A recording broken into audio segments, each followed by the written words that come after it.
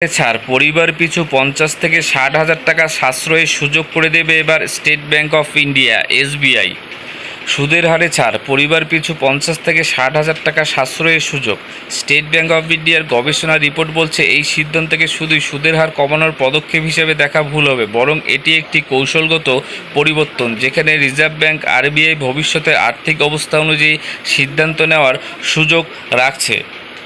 গত সপ্তাহে reserve bank of India RBI বড় সিদ্ধান্ত নিয়েছে। রেপো রেট এক ধাক্কায় 50 বেসিস পয়েন্ট কমানো হয়েছে, পাশাপাশি আর্থিক নীতির অবস্থানও এক মোডেটিভ বা নিউট্রাল করা হয়েছে। এই পদক্ষেপ বাজারকে কিছুটা চমকে দিয়েছে, কারণ এর আগে ধারণা ছিল ছোট পরিসরে সুদের হার কমানো হবে। রিজার্ভ ব্যাংকের এই সিদ্ধান্তের নেপথ্যে একাধিক কারণ রয়েছে বলে মনে করছে স্টেট ব্যাংক অফ ইন্ডিয়া। তাদের রিসার্চ তথা গবেষণা রিপোর্ট বলছে এই সিদ্ধান্তকে শুধুই সুদের হার কমানোর পদক্ষেপ হিসেবে দেখা ভুল হবে, বরং এটি একটি কৌশলগত পরিবর্তন যেখানে রিজার্ভ ব্যাংক আরবিআই ভবিষ্যতে আর্থিক অবস্থা অনুযায়ী সিদ্ধান্ত নেওয়ার সুযোগ রাখছে। সুদের হারে পরিবর্তনের ইতিবাচক প্রভাব। এই সুদের হার ছাঁটাইয়ের ফলে যারা হোম লোন তথা গৃহঋণ, গাড়ি লোন বা ছোট ব্যবসার জন্য ঋণ নিয়েছেন তাদের মাসিক কিস্তি কমবে। এসবিআই রিসার্চ অনুযায়ী যদি 80% খুচরো বা ক্ষুদ্র মাঝারি ব্যবসার জন্য ঋণ অর্থাৎ এমএসএমই লোন বা ইবিএর সঙ্গে যুক্ত থাকে, তাহলে গড়ে আরেকটি পরিবার বছরে 50 থেকে 60 হাজার টাকা পর্যন্ত সাশ্রয় করতে পারবে। স্টেট ব্যাংকের এই রিপোর্টটি তৈরি করছে ষোড়শ অর্থ কমিশনের সদস্য তথা স্টেট ব্যাংকের মুখ্য অর্থনৈতিক উপদেষ্টা ডক্টর সৌম্যকান্তি ঘোষ।